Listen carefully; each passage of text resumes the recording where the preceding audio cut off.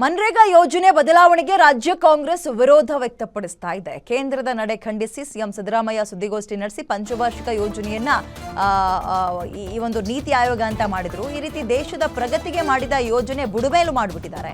ಇದೆಲ್ಲದರ ವಿವರ ಕೊಟ್ಟು ಡಿಸೆಂಬರ್ 30ಕ್ಕೆ ಪತ್ರವನ್ನ ನಾನು ಬರೆದಿದ್ದೀನಿ. 30 ಯೋಜನೆಗಳ ಹೆಸರು ಬದಲಾವಣೆ ಮಾಡಿದ್ದಾರೆ. ಯೋಜನೆಗಳ ಹೆಸರು ಬದಲಾವಣೆ ಮಾಡದೇ ಇವ್ರ ಸಾಧನೆ. ನಮ್ಮ ಅಭಿಪ್ರಾಯವನ್ನ ಕಿಂಚು ಪಡ್ಕೊಂಡೇ ಇಲ್ಲ, ಇವರು ಇದರಲ್ಲಿ ತಗೊಂಡೇ ಇಲ್ಲ. ನಮ್ಮನ್ನ ಕಡನೆಗಣನೆ ಮಾಡಿದ್ದಾರೆ, ಜನರ ಅಭಿಪ್ರಾಯವನ್ನು ತಗೊಂಡಿಲ್ಲ. ಒಂದು ರೀತಿ ಸರ್ವಾಧಿಕಾರಿ ಧೋರಣೆ ರೀ ಇವ್ರದ್ದು ಅಂತ ಆರೋಪ ಮಾಡಿದ್ದಾರೆ ಕೇಂದ್ರದ ವಿರುದ್ಧ. ಇದರ ಜೊತೆಗೆ ಅದೇ ಈ ಜಿ ಸ್ಕೀಮ್ ಭವಿಷ್ಯ, ಇದ್ರ ಬಗ್ಗೆ ಈ ವಿಬಿಜಿ ರಾಮ್ಜಿ ಹೆಸರಲ್ಲಿ ಯೋಜನೆ ಅನುಷ್ಠಾನಗೊಳಿಸೋಕೆ ಕೇಂದ್ರ ನಿರ್ಧಾರ ತಗೊಂಡಿದೆಯಲ್ಲ, ಅದನ್ನ ತೀವ್ರವಾಗಿ ಖಂಡಿಸ್ತಾ ಇದ್ದಾರೆ. ಎಲ್ಲರಿಗೂ ಹೊಸ ವರ್ಷದ ಶುಭಾಶಯಗಳು.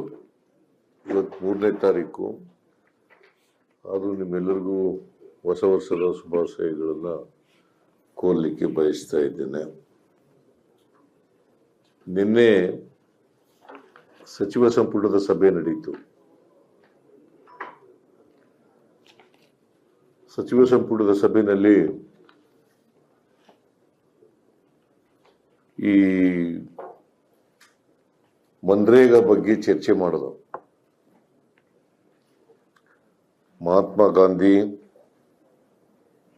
ರಾಷ್ಟ್ರೀಯ ಗ್ರಾಮೀಣ ಉದ್ಯೋಗ ಖಾತ್ರಿ ಯೋಜನೆ ಮನ್ರೇಗಾ, ಇದು 20 ವರ್ಷಗಳ ಹಿಂದೆ ಮನಮೋಹನ್ ಸಿಂಗ್ ರವರು ಪ್ರಧಾನಮಂತ್ರಿ ಆಗಿರುವಾಗ ಡೈರೆಕ್ಟಿವ್ ಪ್ರಿನ್ಸಿಪಲ್ಸ್ ನಲ್ಲಿ ಇದ್ದಂತ ವಿಚಾರಗಳನ್ನ ಜನರ ಹಕ್ಕುಗಳನ್ನಾಗಿ ಮಾಡಿ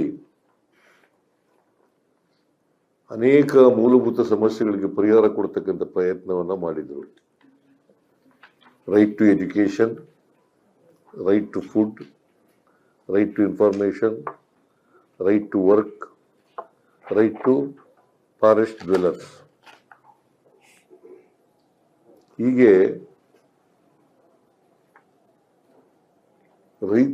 ಸಾಮಾನ್ಯ ಜನರಿಗೆ, ಬಡವರಿಗೆ ಮತ್ತೆ ರೈತರಿಗೆ, ಸಣ್ಣ ರೈತರಿಗೆ, ಅವರಿಗೆ ಈ ಹಕ್ಕುಗಳನ್ನು ಕೊಟ್ಟು ಅವರ ಸಮಸ್ಯೆಗಳಿಗೆ ಸ್ಪಂದಿಸ್ತಕ್ಕಂಥ ಕೆಲಸವನ್ನ ಕೇಂದ್ರ ಸರ್ಕಾರ ಮಾಡಿತ್ತು. ಎಲ್ಲರಿಗೂ ಹೊಸ ವರ್ಷದ ಶುಭಾಶಯಗಳು. ಇವತ್ತು 3ನೇ ತಾರೀಕು, ಆದರೂ ನಿಮ್ಮೆಲ್ಲರಿಗೂ ಹೊಸ ವರ್ಷದ ಶುಭಾಶಯಗಳನ್ನು ಕೋರ್ಲಿಕ್ಕೆ ಬಯಸ್ತಾ ಇದ್ದೇನೆ. ನಿನ್ನೆ ಸಚಿವ ಸಂಪುಟದ ಸಭೆ ನಡೆಯಿತು.